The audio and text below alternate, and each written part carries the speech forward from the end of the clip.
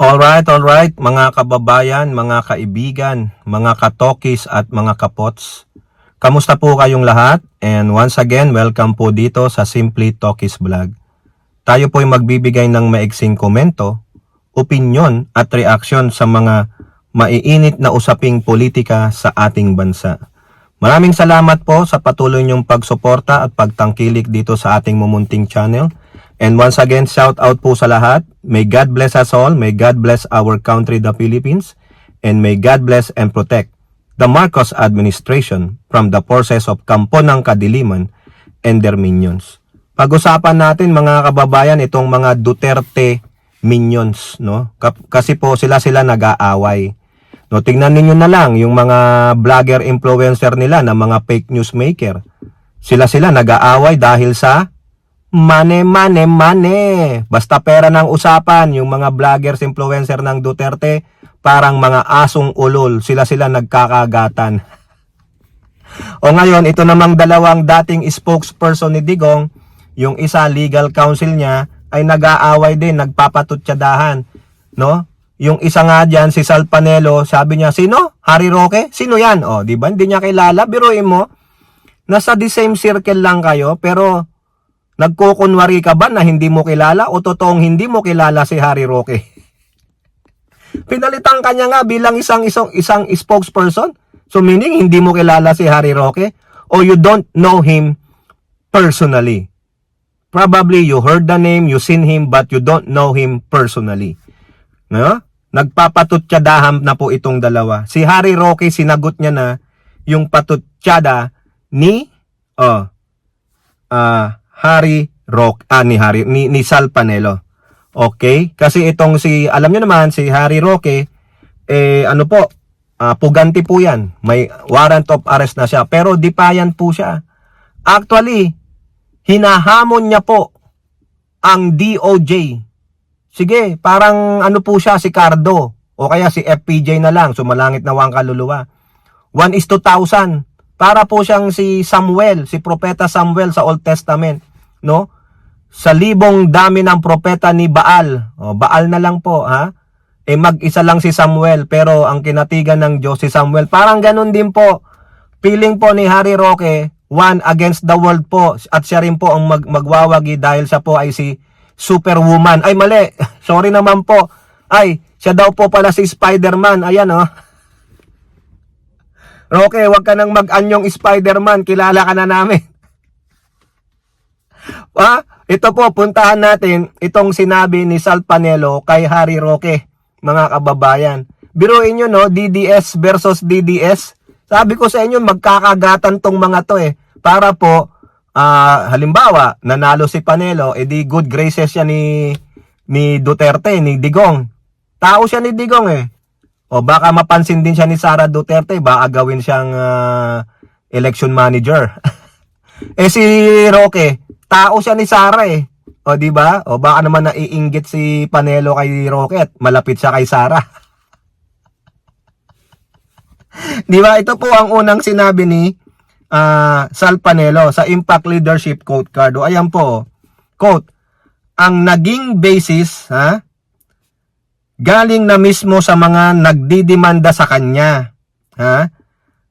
Mga nag-file. Yung mga contradictions niya roon, ang naging basis ng demanda sa kanya. O di ba, may contradictions ka. Ano yon? Hindi mo pinakita yung sabi mong dokumento. Di ba? Sabi mo, opo, dadaling ko po yung mga dokumento. Pero alam mo na wala kang dokumento kasi nungalingan, kaya ka na nag-backdoor kasi binakdoor ka. Yun yung contradiction. Sinasabi niya, hindi siya abogado ng ganito. Pero lumalabas sa mga pananalita niya, abogado siya, o di ba? Ayun pa. Kinokontra niya yung sarili niya. Natagpuan na ganito pala siya. Sinungaling, di ba? Sabi niya, hindi siya ang may-ari ng ganito. Pero lumalabas sa mga sinasabi niya rin na ganitong ginawa niya, lumalabas na siya ang may-ari, o di ba? Di ba? O, ang galing na abogado, akala niya mapapaikot niya yung Quadcom noon. Ay hindi. Na-scrutinize siya. At yung nail sa kapin niya, mga kababayan, yun ngang dokumento. Siya mismo ang nag-volunteer. Ayun ba ang politically persecuted? Ayun ba yung pinipersecute ka ng gobyernong Marcos? Wala ngang kinalaman ng Marcos dyan dahil gawain niya ng lehislatura. Co-equal branch of government sila, walang pakialaman. Tapos ibiblame mo ang Marcos government. Baka si Digong yun, yung nakialam siya sa speakership. Diba?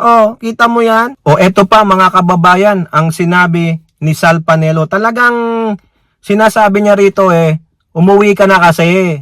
Harapin mo yung kaso mo. Hindi ka naman politically persecuted. Ikaw na mismo ang gumawa ng multo mo. Eto po sabi ni Sal Panelo, meron kang warrant of arrest. Abogado ka, alam mo naman yan na ang the burden of proof of the case filed against you is on the government. Kaya nga, di ba? Bayaan mo ang gobyerno o yung nagdemanda sa'yo na DOJ ang magpresenta ng mga ebidensya. Kung nasa tama ka naman na tulad ng sinasabi mo, bakit hindi mo labanan? Abogado ka. Tama po si Panelo Ha? If it is true, you're saying that you are innocent, ang lakas ng tsansa mo? Di ba? Correct. May sense yung sinasabi ni Panelo. Dito, this time, kakampihan ko si Panelo. Naturingan kang abogado pero you are on the run? Bakit ayaw mong harapin? Umuwi ka na. Dati sabi mo kung merong warrant of arrest, haharapin mo. Bakit ngayon may warrant of arrest na? Ano nangyari? Di ba? Ano nangyari? Wala. Kinain mo lang ang salita mo. Hindi ka lalaki. Kung mananatili ka diyan sa Hague, ang perception ng tao, tama man o mali, natatakot ka kasi guilty ka, correct. Perception is the key. Napakalaki ng perception sa mata ng tao at pag-iisip ng tao.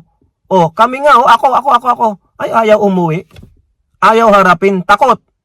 Naduduwag. O di kaya guilty. Ayaw niya harapin Di ba? Hindi ka naman siguro matutulad doon sa paglabas mo ng eroplano, bulagta ka sa tarmac. Hindi po. Gusto naming makita kung guilty o not guilty ka. Sinasabi mo, napakagaling mong lawyer. Pero ano nangyari? Nasaan napunta ang utak ng magaling na lawyer? Sa brown starfish mo? Tama si Panelo. Ang perception ng tao, tama man o mali, natatakot ka kasi guilty ka. Yun po yun. Di ba? Nakakahiya naman, Roque. Ano ang gagawin mo? Yung mismong kakampi mo na sa Duterte Circle ang nagsasabi sa'yo. Harapin mo kung totoong nasayo ang ebidensya, nasayo ang katotohanan. Ba't hindi ka papanigan ng korte? Natatakot ka, baka brasuhin ng korte. Di ba kasi gawain ni Digong? Baka natatakot ka, baka yung magiging judge hindi Duterte appointee. Ganon, magiging bias. Ganon yung mga naratiba mo, Roque. Pakikialaman ng Marcos administration yung desisyon ng hurado o binaboy mo pa yung judge. Diba nakakahiya naman yung judge na magpre-preside sa kaso mo? Diba yung ba kinakatakot mo? O ngayon, ano po yung sagot niya diyan kay Panelo? Ito po, yung paghingi ng asylum, yan po ay karapatang pantao at yan ay hindi evidence of plight or guilt. Hindi naman yun yung tinutukoy Ang tinutukoy dito ay if you are a man of principle, you are a man of your word, na harapin mo yung warrant of arrest mo, yung kaso mo. Hindi usaping asylum ito. Diba? Bakit ka nag-ask ng asylum? Ibig sabihin may tinatakasan ka. Politically persecution. Sana malaman lang ito ng Dutch immigration government. Nobody is doing you a political persecution. No one. Sinabi na ni Sal Panelo Wala. Gawa-gawa mo lang 'yun.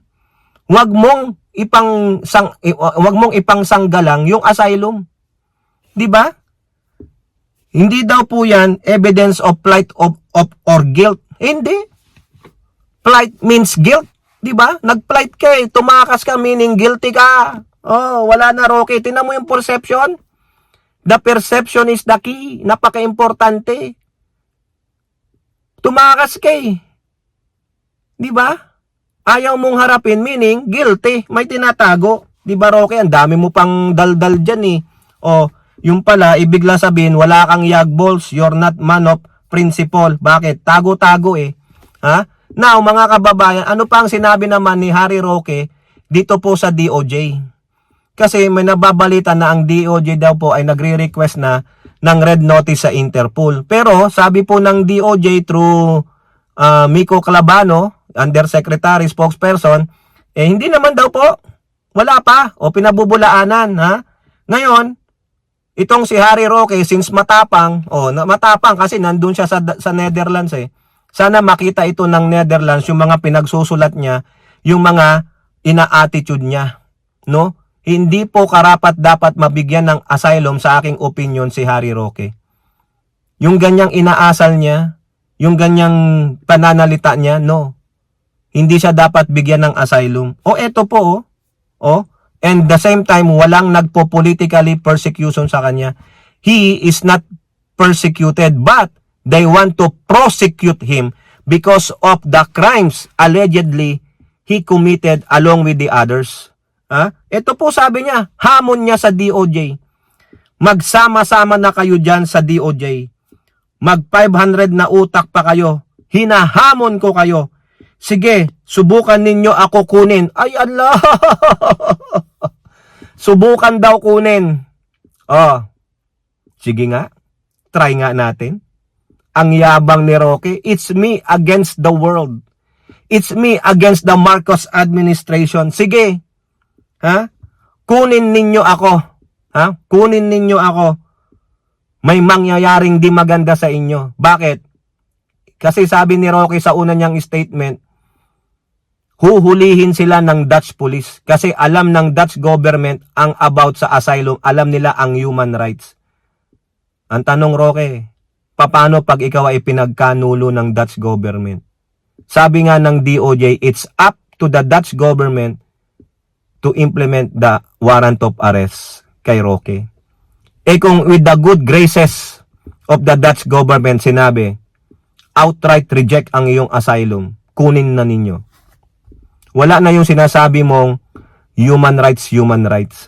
Because you are a fugitive. There is an evidence that people have filed a case against you. May warrant of arrest ka na. Kaya wag kang magmayabang. Paano pag sinubukan ka? Baka magtititili ka dyan. Baka magsisisigaw ka dyan na, harassment! Human rights violation! Ay! Help! Baka ganon. Call 911! Call 911! Walang darating, Roque. Bakit? Malay nyo, baka gawin sa'yo extra rendition. I-extra rendition si Roque para ibalik sa Pilipinas, Hinahaman niya po ang DOJ. Maski na 500 utak pa kayo o dagdagan nyo pa. Hinahamon ko kayo. Subukan ninyong kunin ako. O kunin nyo na nga kasi. Sige nga, pagbigyan natin. Kaya ba? Pagbigyan natin. Anong gagawin ni Roque? Sabi ko sa inyo, pag bumulaga ang international police sa pintuan niya, ay! Help! Call 911 please! Ay! Baka magtititili yan dyan doon. Baka maipitan ng tinggil yan doon. Naghahamon mga kababayan. Ang tapang ni Roque mga kababayan, no? Kasi wala pa eh. Paano pag nandyan na? What you gonna say? Oy, bawal yan human rights violation yan. Nung pinusasan na, ay nako, hindi nyo magagawa sa akin ito. Hindi nyo pwedeng gawin sa akin ito. Ako ay magaling na abogado. Human rights violation ko ito. Baka ganun ang drama niya mga kababayan. Paawa effect ang gago. O kayo po, ano pong yung masasabi? Comment down below and don't forget to like and share. Hope to see you in the next videos. Bye-bye. God bless.